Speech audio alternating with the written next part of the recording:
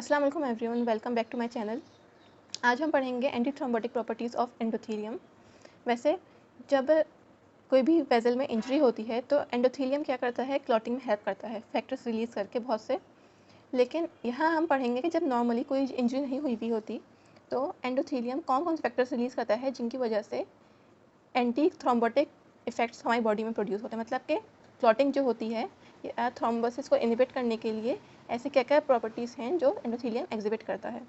तो उसकी 3 टाइप्स में डिवाइडेड हैं ये प्रॉपर्टीज़। एक होते हैं प्लेटलेट इनहिबिटरी इफ़ेक्ट्स, एक होते हैं प्लेटलेट इनहिबिटरी इफ़ेक्ट्स, एक होते हैं एंटीकोगुलेंट इफ़ेक्ट्स और थर्ड होते हैं फिब्रिनोलाइटिक। अच्छा, सबसे पहले हम पढ़ेंगे प्लेटलेट इनहिबिटरी इफ़ेक्ट्स। तो प्लेटलेट इनहिबिटरी इफ़ेक्ट्स क्या होते हैं? ये जैसा कि आपको नाम से ज़ाहिर है कि प्लेटलेट्स को इनहिबिट करेंगे, प्लेटलेट्स को इनहिबिट करेंगे मतलब रोकेंगे, ख़त्म करेंगे। इसके जो एंडोथेलियम जो रिलीज़ करता है फैक्टर्स, वो पहला है प्रोस्टासाइक्लिन, सेकंड है नाइट्रिक ऑक्साइड और थर्ड है एडेनोसिन डाइफॉस्फेटेज तेज है। ये देखें आप, एडेनोसिन डाइफॉस्फेट तो हमने पढ़ा था कि जो प्लेटलेट्स को एक्टिवेट करता है, लेकिन एडेनोसिन डाइफॉस्फेटेज जो कि एक एंजाइम है जो कि डिग्रेड करता है एडीपी को, जो कि एडीपी क्या करता है, वो प्लेटलेट्स को एक्टिवेट करता है, उनको एग्रीगेट करता है। इसलिए जब एडीपी ही नहीं होगा तो एक्टिवेट कैसे होंगे प्लेटलेट्स? तो ये तीनों चीज़ें क्या करती हैं, ये प्लेटलेट्स की एग्रीगेशन एंड एक्टिवेशन को इनहिबिट करती हैं, जैसे कि लिखा हुआ है। अब हमारा सेकंड जो प्रॉपर्टी है वो है एंटीकोगुलेंट इफ़ेक्ट्स। एंटीकोगुलेंट इफ़ेक्ट्स मतलब कि क्लॉटिंग जो होती है वेसल में उससे रोकते हैं ये सारे फैक्टर्स।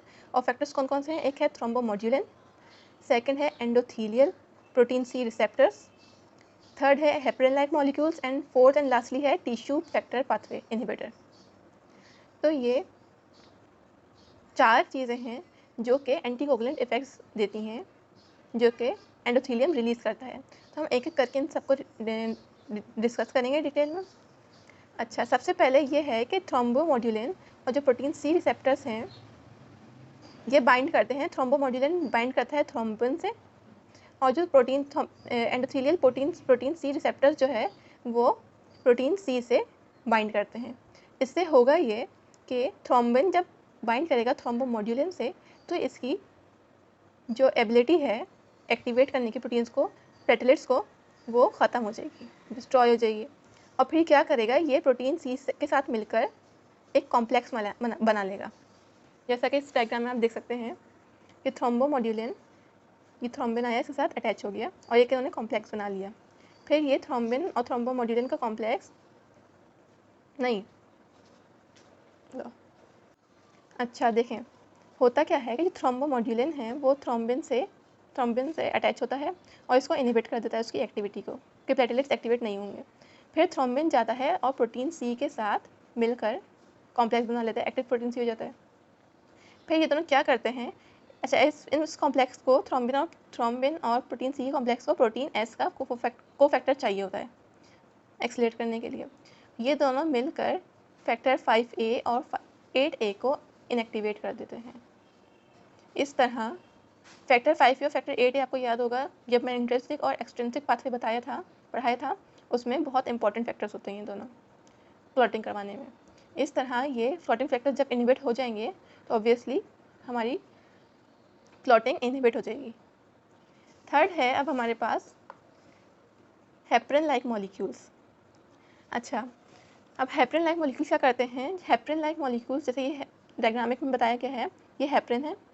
हेपरिन एंटी थ्रोम्बिन 3 से, ये फैक्टर है, इससे अटैच होता है, बनाता है, बाइंड होता है और ये जाकर थ्रोम्बिन को इनएक्टिवेट कर देते हैं। ये दोनों मिलकर कॉम्प्लेक्स बनाते हैं और जाके थ्रोम्बिन को इनहिबिट कर देते हैं, इनएक्टिवेट कर देते हैं। और थ्रोम्बिन के साथ साथ factor 9A and factor 10A को भी ये इनएक्टिवेट कर देते हैं। तो जब ये thrombin 9A and 10A factors inhibit हो जाएंगे, इनएक्टिवेट हो जाएंगे, तो ऑब्वियसली क्लॉटिंग कैसे होगी, क्योंकि ये तीनों बहुत इंपॉर्टेंट है क्लॉटिंग करवाने में। इस तरह क्लॉटिंग इनहिबिट हो जाएगी हमारी बॉडी में। ये हो गए हमारे पास तीन फैक्टर्स डिस्कस कर लिए हमने। अब फोर्थ है टिश्यू फैक्टर पाथवे। अब टिश्यू फैक्टर पाथवे क्या करता है कि टिश्यू फैक्टर सिंपली, इसको एक तो प्रोटीन एस चाहिए होता है, पहले प्रोटीन एस चाहिए होता है एज अ को फैक्टर। फिर उसके साथ मिलकर ये इनएक्टिवेट कर देता है फैक्टर 7A को।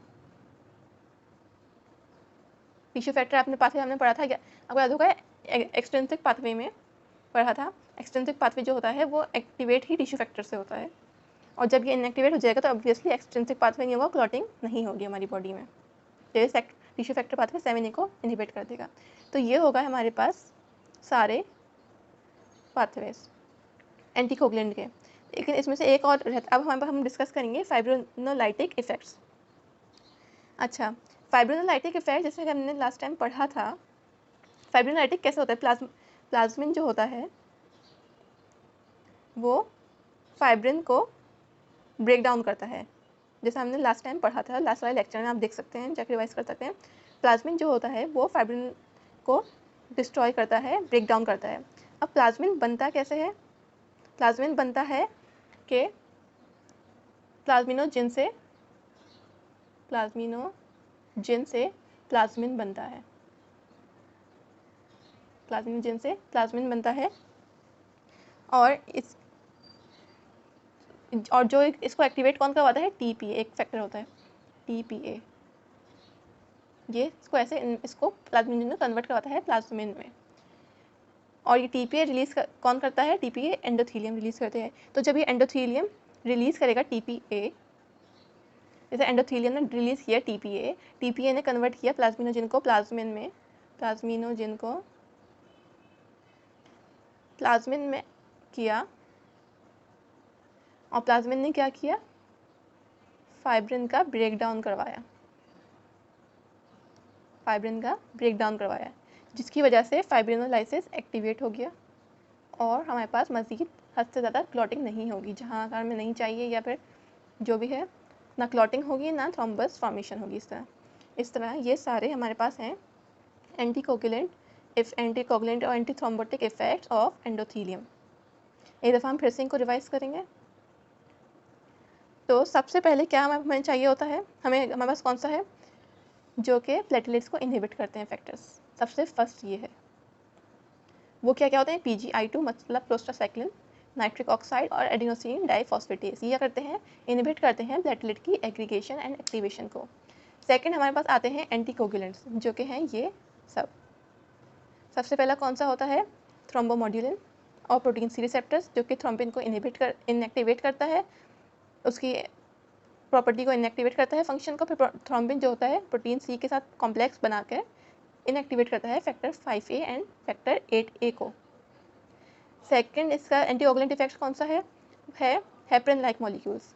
हेपरिन लाइक मॉलिक्यूल्स क्या करते हैं, heparin like molecules anti thrombin 3 के साथ बाइंड करके थ्रोम्बिन को इनएक्टिवेट कर देते हैं, और 9th एंड 10th को भी इनएक्टिवेट कर देते हैं। थर्ड हमारे पास है tissue factor pathway inhibitor. Tissue factor pathway inhibitor क्या करता है, प्रोटीन S के साथ को फैक्टर चाहिए होता है इसको, इसके साथ मिलकर फैक्टर 7A को इनहिबिट कर देता है, इनएक्टिवेट कर देता है। ये होगा हमारे पास एंटीकोगुलेंट्स इफेक्ट्स। और थर्ड और लास्ट हमारे पास है फिब्रिनोलाइटिक इफेक्ट्स। फिब्रिनोलाइटिक इफेक्ट्स क्या होता है, इसमें TPA टिश्यू प्लाज्मिनोजेन एक्टिवेटर इसकी फुल फॉर्म है। ये क्या करता है, प्लाज्मिनोजेन को कन्वर्ट करता है प्लाज्मिन में, और प्लाज्मिन जो हमारी बॉडी में फाइब्रिन बन रहा होता है, क्या होता है, उसको ब्रेक डाउन कर देता है, जिसकी वजह से फाइब्रोनोलाइसिस स्टार्ट हो जाता है और हमारी क्लॉटिंग अंडर कंट्रोल आ जाती है। तो ये हो गए हमारे सारे एंटीकोगुलेंट इफेक्ट्स। आई होप आप लोगों को ये समझ में आ गया होगा। कोई क्वेश्चन हो आपका तो मुझसे कमेंट बॉक्स में पूछ सकते हैं। इसके बाद हम थ्रोम्बोसिस करेंगे नेक्स्ट लेक्चर में। सो स्टे ट्यून्ड एंड अल्लाह हाफिज़।